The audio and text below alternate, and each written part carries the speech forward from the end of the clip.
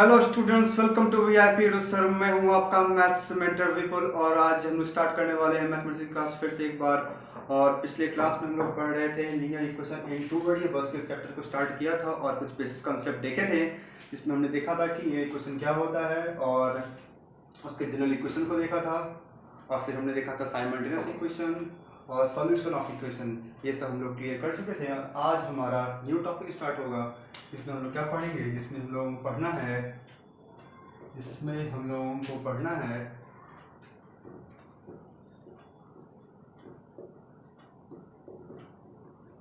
Consistent and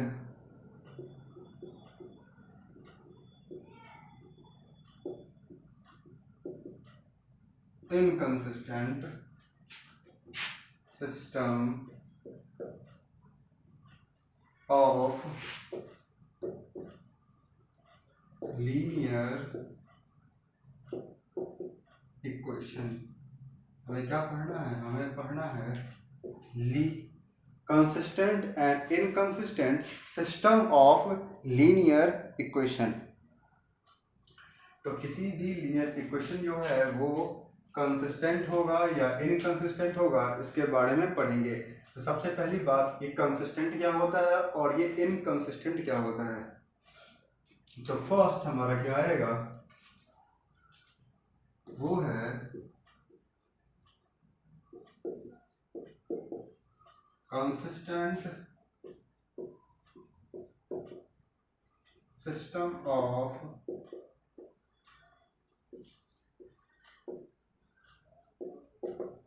linear equation. पहले क्या पढ़ेंगे? Consistent system of linear equation. हमारे पास क्या था, हमने पिछले क्लास में पढ़ा था सिस्टम ऑफ लीनियर इक्वेशन या फिर linear pair of equation, simultaneous equation में पढ़ा था कि हमारे पास दो इक्वेशन होता था जिसमें सेम वेरिएबल्स होते थे। दो वेरिएबल्स दोनों इक्वेशन में सेम। अगर पहले इक्वेशन में अगर एक्स वाई है तो दूसरे इक्वेशन में क्या होता था, वही सेम एक्स वाई ही होता था। और उसका हमने जनरल फॉर्म भी पढ़ा था। वो क्या था? वो था a1x plus b1y plus c1 equal to 0 and a2x plus b2y plus c2 equal to 0। ये था पहला इक्वेशन और ये था दूसरा इक्वेशन। इसमें वेरिएबल क्या था? पहले इक्वेशन में x और y, और वही सेम वेरिएबल क्या था दूसरे इक्वेशन में x और y। तो कैसे पता करेंगे कि ये कंसिस्टेंट है या नहीं? तो अब जब कभी भी हमारे पास दो इक्वेशन होगा और इन दोनों को सॉल्व किया जाए, सॉल्व करने पे कम से कम एक ऐसा x का वैल्यू, एक ऐसा y का वैल्यू मिलेगा जिसपे ये दोनों इक्वेशन सेटिस्फाई हो जाएगा। कम से कम at least one value of x and one value of y must satisfy these two equations, then these two equations are called consistent system of linear equation। जब कभी भी कोई ऐसा एक पर्टिकुलर वैल्यू x का, कोई ऐसा पर्टिकुलर वैल्यू y का जो दोनों इक्वेशन को सेटिस्फाई कर दे, कहने का मतलब इन दोनों इक्वेशन का कम से कम एक सॉल्यूशन होगा। क्या होगा? कम से कम एक सॉल्यूशन होगा। ये इक्वेशन है, इस सिस्टम ऑफ इक्वेशन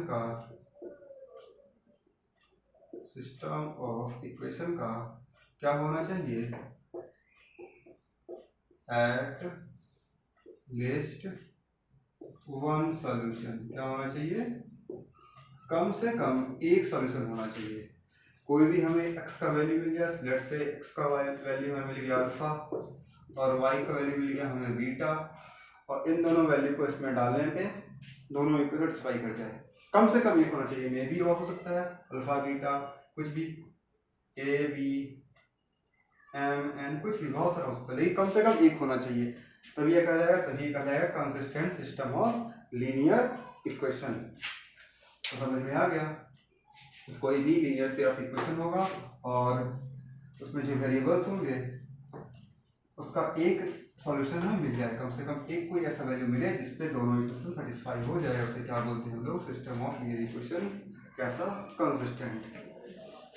अब हम पढ़ेंगे इसका दूसरा, इसमें क्या पढ़ना है हमें, कंसिस्टेंट हमने पढ़ लिया, अब पढ़ेंगे इनकंसिस्टेंट के बारे में।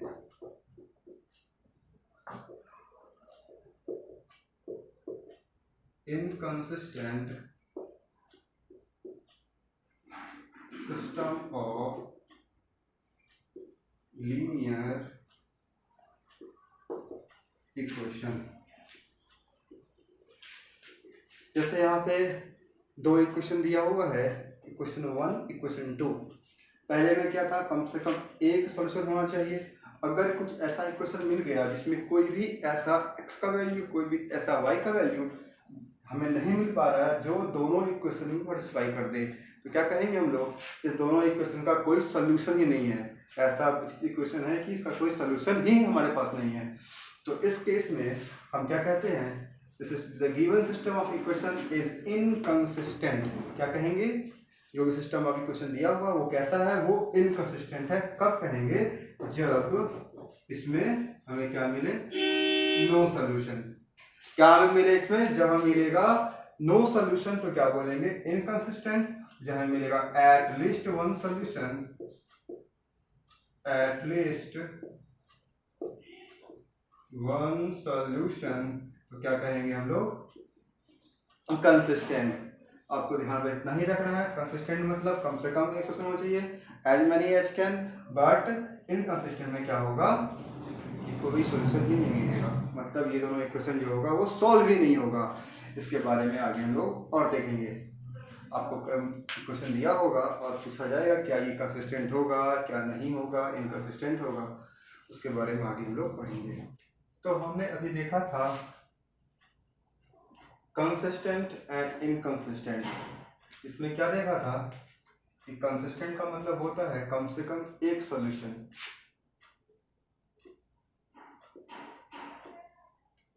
कंसिस्टेंट मतलब एटलीस्ट वन सॉल्यूशन। और दूसरा हमने देखा था इनकंसिस्टेंट, जिसमें क्या होता था,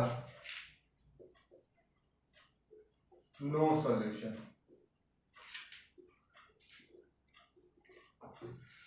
अगर कोई इक्वेशन का कम से कम एक सॉल्यूशन होगा, मतलब कम से कम ऐसा x और y का एक वैल्यू होगा जो कि उस इक्वेशन को सॉल्व कर देगा, तो उसे बोलते थे कंसिस्टेंट। और दूसरा, अगर ऐसा कोई भी वैल्यू नहीं होगा, मतलब दोनों इक्वेशन साइमल्टेनियस इक्वेशन सॉल्व नहीं होगा, तो उसे बोलते थे हम लोग inconsistent.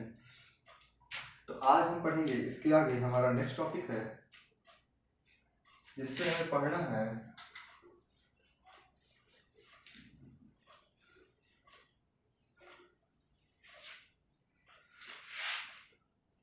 Most important, how to solve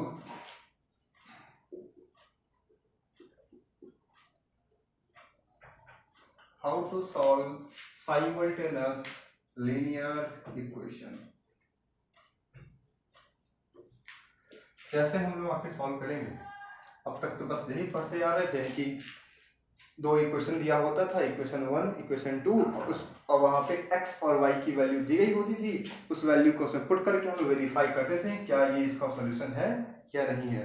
लेकिन अब तक हम लोग ये सीखे नहीं कि आखिर दिए गए इक्वेशन से सॉल्यूशन निकालते कैसे, मतलब x और y की वैल्यू को फाइंड आउट कैसे करते हैं। तो आज यहाँ हम लोग सीखेंगे कैसे करते हैं। तो किसी भी linear equation, simultaneous linear equation को सॉल्व करने के हमारे पास बहुत तरीके होते हैं। साइमल्टेनियस में क्या होता है, मैंने पिछली क्लास में पढ़ाया था, जैसे हमारे पास दो इक्वेशन दिया होता है, let's say a1x plus b1y plus c1 equal to 0 and a2x plus b2y plus c2 equal to 0। ये था इक्वेशन नंबर 1 और ये था इक्वेशन नंबर 2। इसे बोलते थे हम लोग साइमल्टेनियस लीनियर इक्वेशन। तो इसे सॉल्व करने के हमारे पास दो मेथड्स हैं, first one is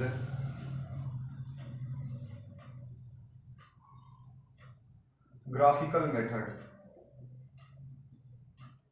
First one is graphical method and second one, और दूसरा क्या है, दूसरा है algebraic method. algebraic method. तो साइमल्टेनियस लीनियर इक्वेशन को सॉल्व करने के हमारे पास दो तरीके हैं, एक है ग्राफिकल मेथड, मतलब ग्राफ के सॉल्व करेंगे, और हाँ, इसे ज्योमेट्रिकल मेथड भी बोला जाता है. Geometrical method. तो कंफ्यूज मत होइएगा, दोनों एक ही चीज है, डिफरेंट नाम से. अलजेब्रिक मेथड को सॉल्व करने के लिए हमारे पास इसमें फर्स्ट वन, इससे रोमन लिखते हैं. फर्स्ट हमारे पास होता है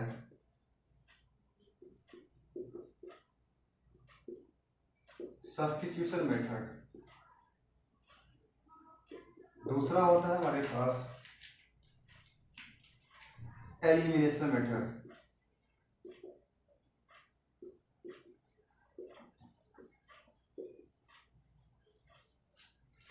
और तीसरा होता है क्रॉस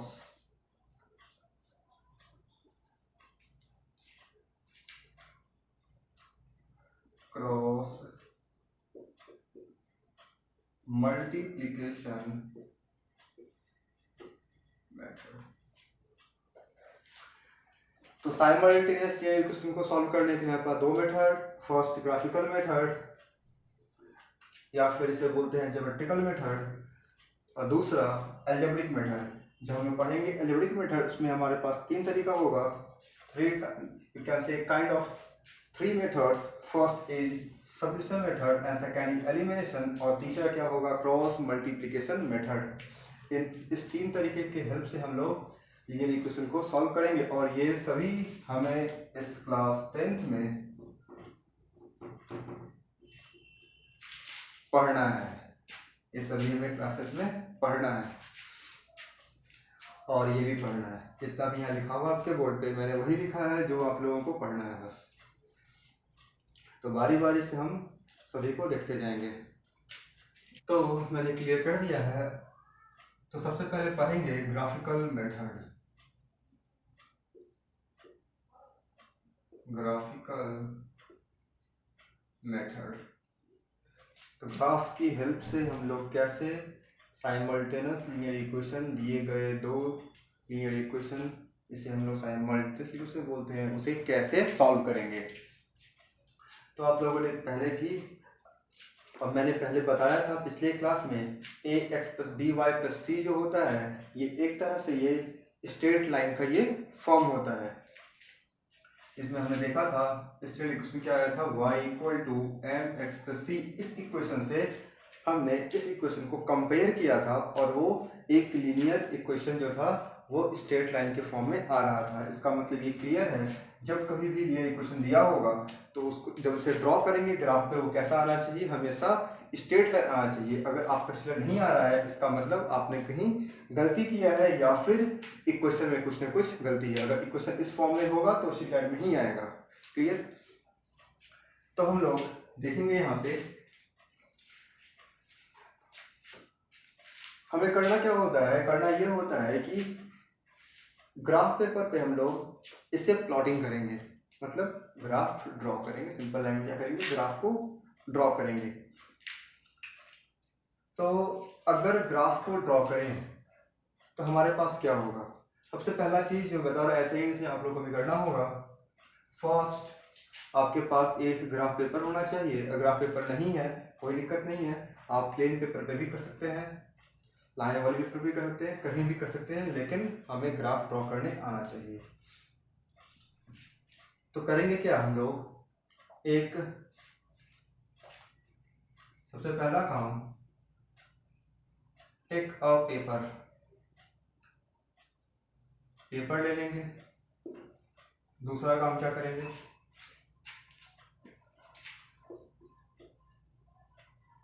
ड्रॉ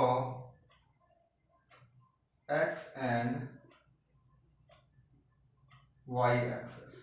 क्या करेंगे इस पर हम लोग एक्स एक्सिस और वाई एक्सिस ड्रॉ कर देंगे। तीसरा काम क्या करेंगे, इक्वेशन 1 का ग्राफ ड्रॉ करेंगे। क्या करेंगे, इक्वेशन 1 का ग्राफ ड्रॉ करेंगे। Draw the graph of equation 1।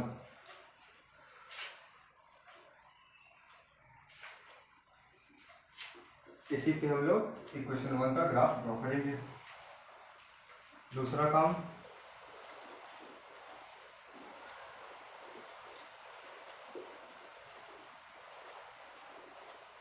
Draw the graph of equation 2 on the same paper.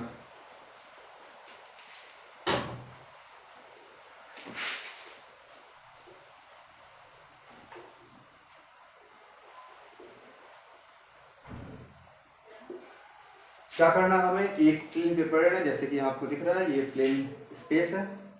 इस प्लेन स्पेस में क्या करेंगे हम लोग, एक एक्स एक्सिस और एक वाई एक्सिस ड्रॉ करना है। इस एक्स एक्सिस और वाई एक्सिस को ड्रॉ करने के बाद जो पहला इक्वेशन दिया होगा उस पहले इक्वेशन का ग्राफ ड्रॉ करना है इस ग्राफ पेपर पे, इस पेपर पे।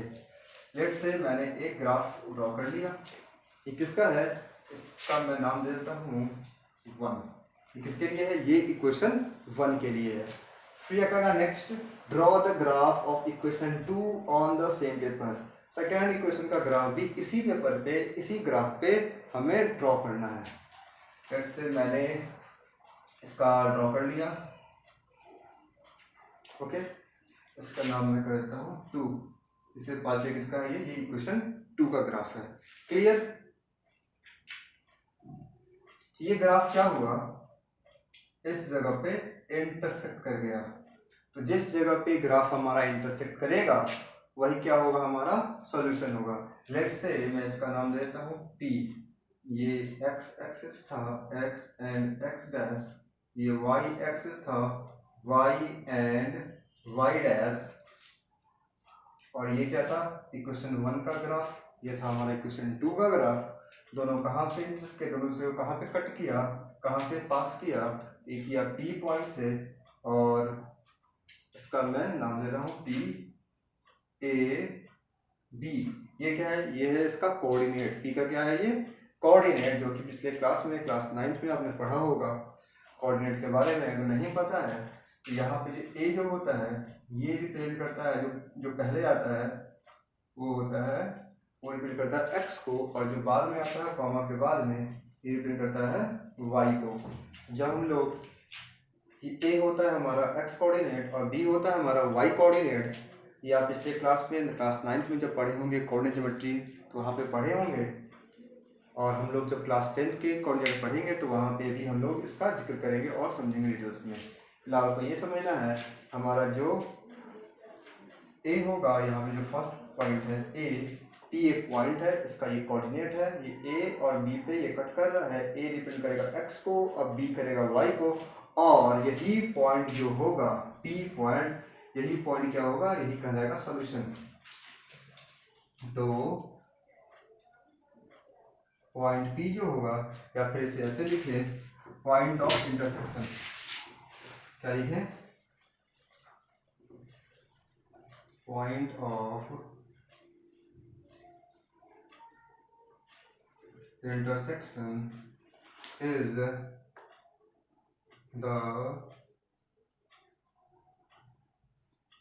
solution of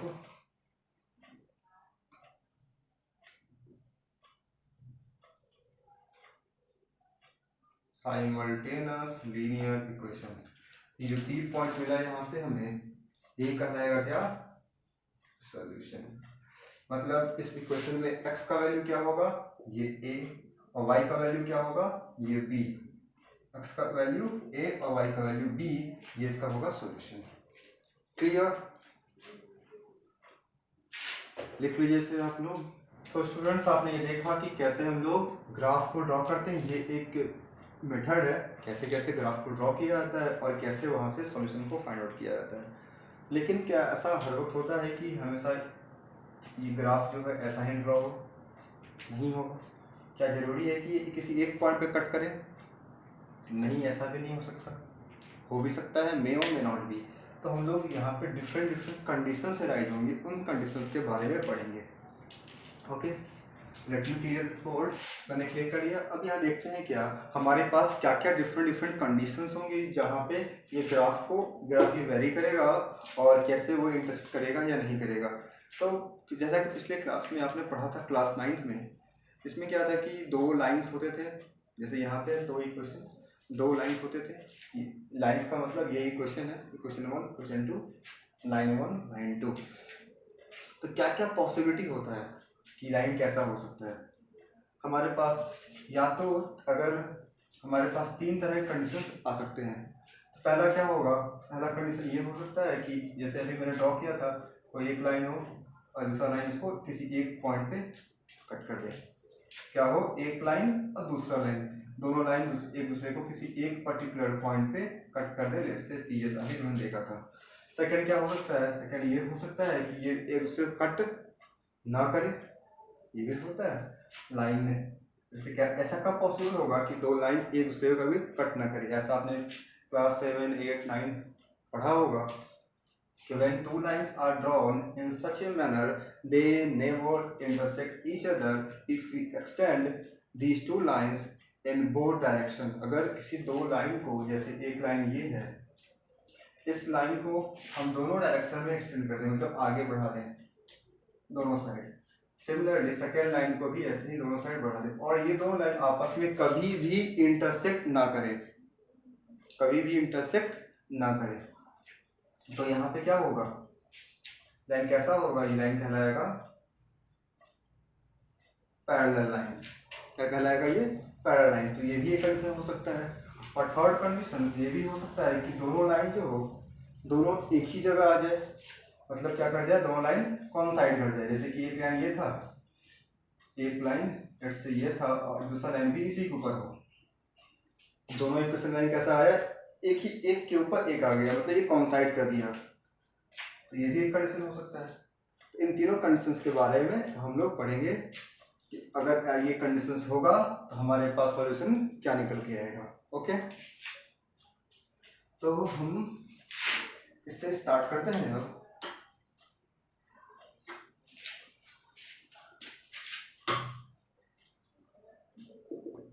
फर्स्ट केस क्या होगा, फर्स्ट केस ये होगा when the graph of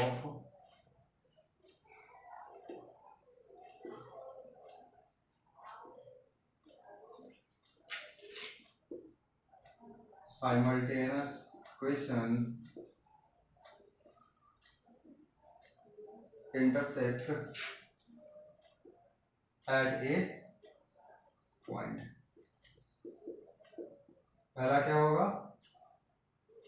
simultaneous equation का जो ग्राफ होगा वो किसी एक पॉइंट पे, ए पॉइंट पे इंटरसेक्ट करेगा। इस केस में क्या होगा, जैसा कि अभी हमने पढ़ा था, ये अगर एक्स एक्सिस है, सॉरी ये अगर एक्स एक्सिस है और ये अगर वाई एक्सिस है, ये फर्स्ट इक्वेशन का लाइन है और ये सेकंड इक्वेशन का लाइन है। ये दोनों लाइन इस पॉइंट पे टच कर रहा है। लेट्स से ये पी है, तो जिस पॉइंट पे टच करेगा वही तो मेरा क्या होता था, सॉल्यूशन होता था। कि कहाँ टच कर रहा है, ये टच कर रहा है पी पे। जिस पॉइंट पे टच करेगा वही पॉइंट क्या कहलाएगा, सॉल्यूशन कहलाएगा। तो हमें कितना सॉल्यूशन मिलेगा यहाँ पे, ये कितने पॉइंट पे टच कर रहा है, ये दोनों लाइन कितने पॉइंट पे इंटरसेक्ट कर रहा है। इस केस में ये दोनों लाइन सिर्फ एक पॉइंट पे टच कर रहा है। इसका मतलब इन दोनों इक्वेशन का सिर्फ और सिर्फ एक सॉल्यूशन होगा। क्या होगा, इन दोनों इक्वेशन का सिर्फ और सिर्फ एक सॉल्यूशन। यानी कि जब ये केस होगा इसमें क्या मिलेगा हमें, यूनिक सॉल्यूशन। यूनिक सॉल्यूशन कहाँ मिलेगा, और इस P पॉइंट का जो कोऑर्डिनेट होगा, जो कि अभी हमने लिखा था A और B, वही मेरा क्या होगा, सॉल्यूशन होगा। और A जो होगा वो किसे डिपेंड करेगा, वो डिपेंड करेगा x को, और B किसे डिपेंड करेगा, y को। अगर x के value x equal to a and y equal to b दोनों इक्वेशन में पुट कर देंगे तो हमारा इक्वेशन सॉल्व हो जाएगा।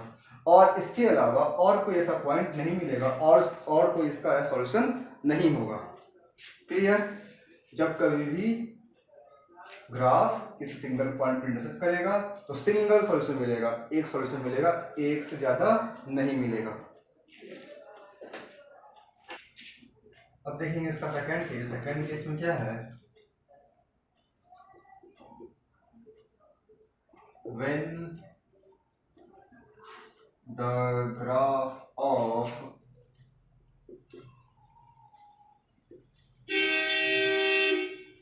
simultaneous equation coincident, ये क्या हो जाए, ये कोइंसाइड कर जाए, इसे में बोलते हैं कोइंसिडेंट।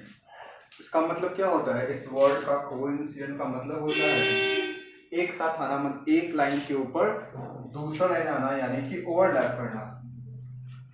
इसका मतलब होता है कम टुगेदर, या फिर आप कह सकते हैं ओवरलैप करना। ओवरलैप करना मतलब एक के ऊपर दूसरा, जैसे ये लाइन है, इसी के ऊपर ही दूसरा लाइन आ जाएगा, इसे बोलते हैं हम लोग कोइंसिडेंट। अगर ऐसा होता है दोनों इक्वेशन का, जब ड्रॉ करेंगे ग्राफ, तो उसे हम लोग कैसे देखेंगे। लेट्स से हमारे पास, इसे हटा देते हैं, लेट्स से हमारे पास ये ग्राफ है, ये है हमारा x एक्सिस और ये है y एक्सिस। जब मैंने पहले इक्वेशन का ग्राफ ड्रॉ किया तो वो कैसा आया, वो कुछ ऐसा आ गया। कैसा आ गया, ऐसा आ गया। जैसे मैं लिख रहा हूँ इक्वेशन 1 के लिए 1, ठीक है। फिर मैं जब सेकेंड इक्वेशन का ग्राफ ड्रॉ किया सेम ग्राफ पे, तो फिर कैसा आया, वो भी ऐसा ही आ गया। इसे मैं लिख रहा हूँ इक्वेशन 2।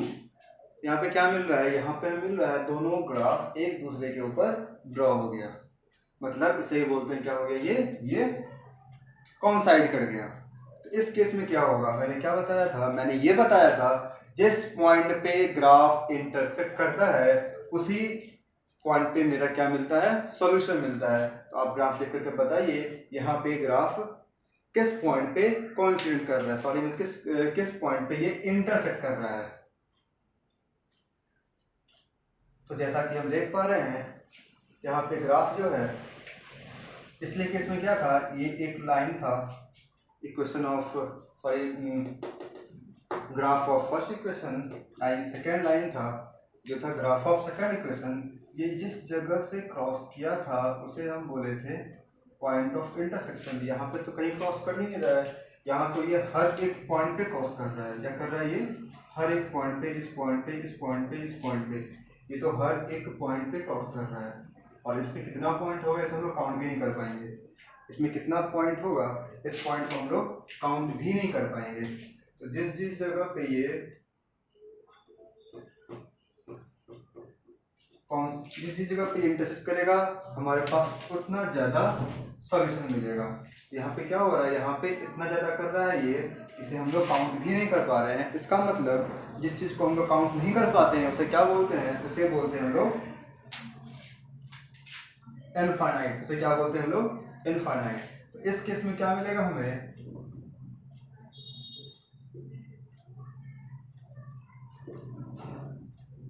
Infinitely many solution. क्या मिलेगा, इनफाइनाइटली मैनी सॉल्यूशन। मतलब इस, अगर कोई ऐसा इक्वेशन हो जिस इक्वेशन का ग्राफ ड्रॉ करने पे वो ओवरलैप कर जाए, कोइंसाइड कर जाए, समझ जाएंगे वहां पे x और y का बहुत सारा वैल्यू मिलेगा, बहुत सारा वैल्यू मिलेगा। तो सेकंड केस समझ में आ गया। अब हम देखते हैं थर्ड केस के बारे में। थर्ड केस में क्या होगा,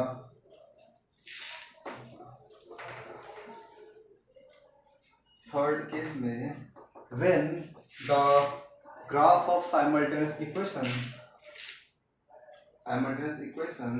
are पैरेलल, वो क्या हो, पैरेलल हो।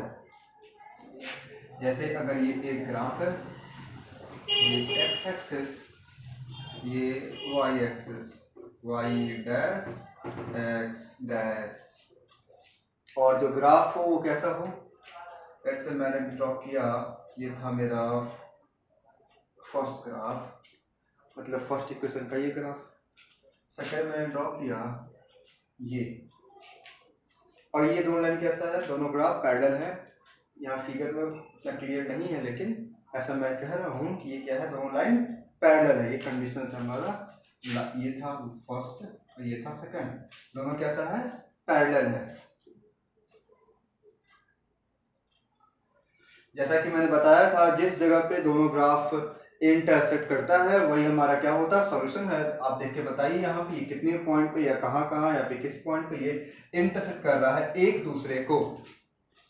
यहाँ पे क्लियर दिख रहा है, ये लाइन 1 और line 2, equation graph of equation 1 and graph of equation 2 never intersect each other because why, because they are parallel in nature. ये कैसा है, दोनों पैरेलल, ये कभी इंटरसेक्ट करेगा ही नहीं, और अगर इंटरसेक्ट नहीं करेगा इसका मतलब इसका कोई सॉल्यूशन नहीं होगा। इस केस में क्या हो जाएगा, सिंपल लिखेंगे हम लोग, नो सॉल्यूशन। क्या लिखेंगे हम लोग, नो सॉल्यूशन। आई होप आपको समझ में आ गया होगा। हमने 3 केस पढ़ा। केस 1 में पढ़ा कि when the graph of simultaneous equation intersects at a point, जब एक पॉइंट पे इंटरसेक्ट करेगा तो हमें एक ही सॉल्यूशन मिलेगा, जो क्या बोला था हमने, यूनिक सॉल्यूशन। नेक्स्ट केस पढ़ा, केस नंबर 2, ये केस 3 था। केस 2 में क्या था, when the graph of simultaneous equation are coincident, जब दोनों लाइन, दोनों ग्राफ एक के ऊपर एक हो, ओवरलैप करे, तो हमें क्या मिला था, infinitely many solution. And the third case, when the graph of simultaneous equation are parallel, तो हमें क्या मिला, नो सॉल्यूशन। क्यों मिला, पूछा जाएगा। अगर क्यों नहीं मिला तो क्या बताएंगे, because parallel lines never intersect each other, if the line never intersects each other then we have no solution। Clear. अब मैं एक टेबल के फॉर्म में लिखने जा रहा हूँ, जिसे आपको याद करने में, ध्यान रखने में काफी आसानी होगा। देखिए मैं कैसा लिख रहा हूँ यहाँ पे। अभी से पहले हम लोगों ने पढ़ा था 2 चीजों के बारे में, एक था कंसिस्टेंट और एक था इनकंसिस्टेंट। जैसा कि क्या पढ़ा था हमने, कंसिस्टेंट,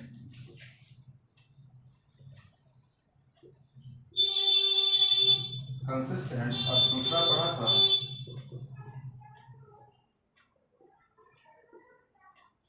इनकंसिस्टेंट, है ना।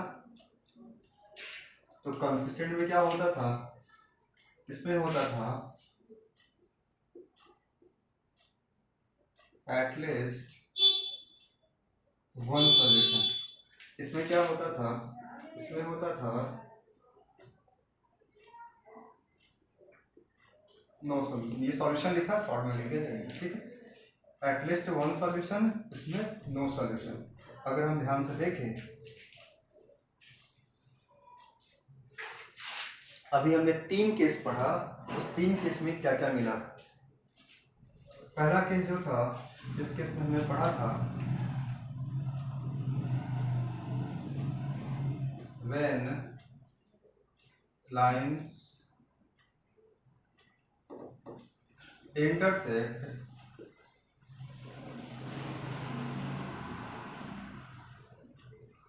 Eight a point. क्या पढ़ा था, जब लाइन इंटरसेक्ट करेगा एक पॉइंट पे, तो क्या था इसके पास मिला था हमें एक यूनिक सॉल्यूशन। क्या मिला था, हमें मिला था एक यूनिक सॉल्यूशन। क्या मिला था, इसमें मिला था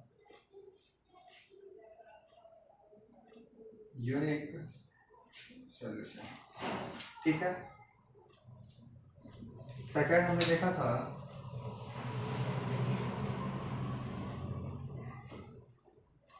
व्हेन लाइन्स आर कोइंसिडेंट। इसमें क्या मिला था? इसमें मिला था